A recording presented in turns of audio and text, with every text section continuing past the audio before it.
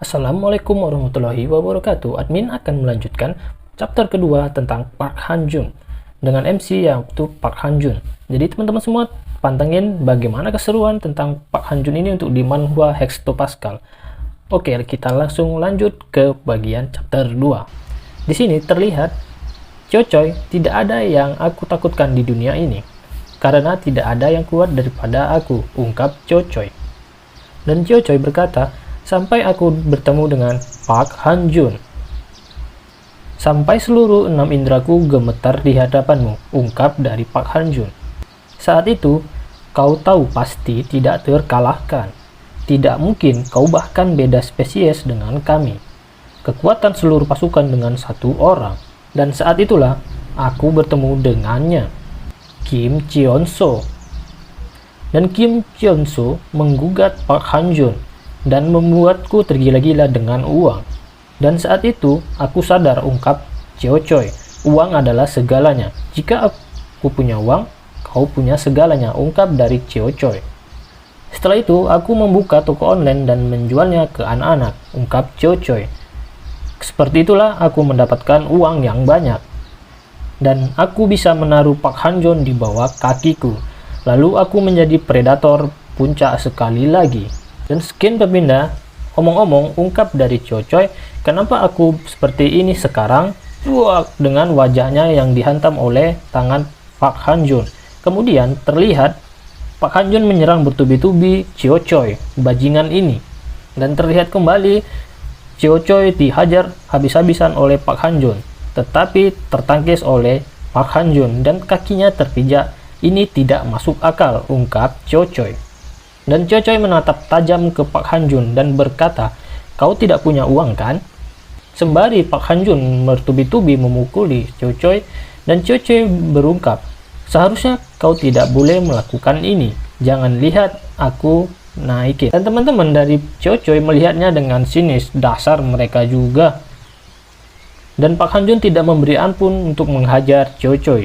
Dan Chochoy berungkap, sialan, aku dipermalukan di depan teman-temanku. Dan terlihat Chochoy terlempar jauh setelah pukulan dari tangan kanan Park Han-jun. Dengan kemarahan yang sangat besar, Chochoy dan berkata, akan kubunuh kau. Chochoy berkata kepada temannya, Jo Yong-jun, hentikan dia. Dan Jo Yong-jun bermuka tegang ketika Park Han-jun melihat dan menatap Jo Yong-jun. Dan dalam hati Jo Yong-jun berkata, sialan, mana mungkin aku mengalahkan Park Han-jun. Dan Chochoy langsung berkata, dasar tidak berguna. Dan Chochoy berkata lagi, akan kupastikan kau hidup seperti dulu lagi, dengan nada kesakitan dari Chochoy. Lalu, buak! Kepala Chochoy dipijak oleh Park Han-jun. Sialan, ungkap dari Chochoy. Park Han-jun terus bertubi-tubi menghajar dari wajah Chochoy.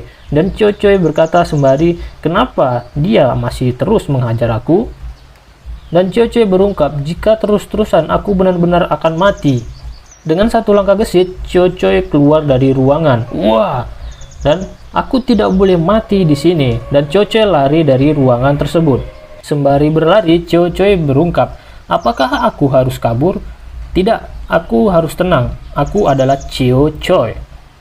Dan Park Han-jun terus mengejar Chochoy. Dan Chochoy berungkap kembali, sudah 2 tahun dia tidak menggunakan tinjunya, dia pasti sudah cukup lemah, ungkap dari Chochoy. Dan Chochoy berlari dan berungkap, aku hanya perlu orang yang lebih hebat berolahraga. Park Se, anak itu akan melakukan apapun untuk uang, sembari menuju ruangan 38. Chochoy sampai di ruangan 38 dan memanggil Park Se-wong. Dan kemudian Park Se-wong terkejut dan berkata, ada apa dengan wajahmu, Chochoy? Diamlah, Se-wong, cepat selamatkan aku. Chochoy yang bermuka panik yang dikejar oleh Park Han-jun dan berkata kepada Se-wong, Se-wong, jika kau bisa menghajar dia, 15.000 won. Tidak, akan kuberi 1 juta won untukmu. Hajar dia sampai mati, ungkap Chochoy kepada Se-wong. Si-wong menatap Park Han-jun dan berkata, bukankah kau Park Han-jun? Ya, itu dia, ungkap dari Chochoy. Dari Se-wong berkata, bagaimana jika 2 juta? Dengan nada geram, Cio Choi mengatakan, "Ah, terserah, lakukan saja."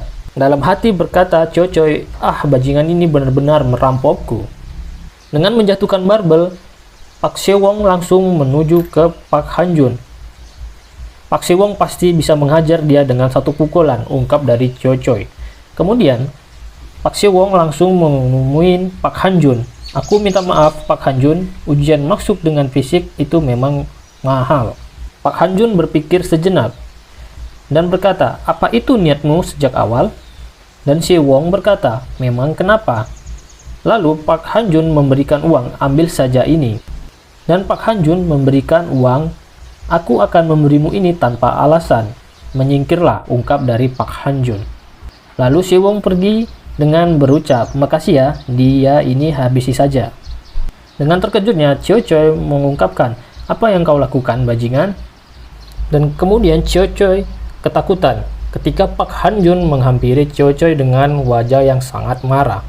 Dan terlihat Cio Choi ditendang oleh Pak Hanjun sampai keluar ruangan dengan kaca ruangan yang pecah dan tergeletak di pinggir ruangan.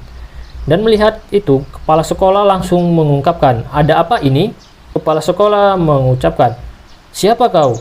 Apa yang kau lakukan?"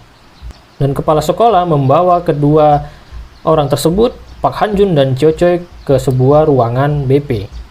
Sekolah menghakimi Pak Hanjun dan berkata, "Apa kau preman sampai melakukan ini dengan temanmu?" Dan kepala sekolah berkata kembali, "Di tahun pertamaku tidak akan kubiarkan ada gangster di sini." Dengan wajah yang luka-luka, Cio Choi berkata, "Aku tidak akan membiarkan pergi dengan mudah karena masalah ini."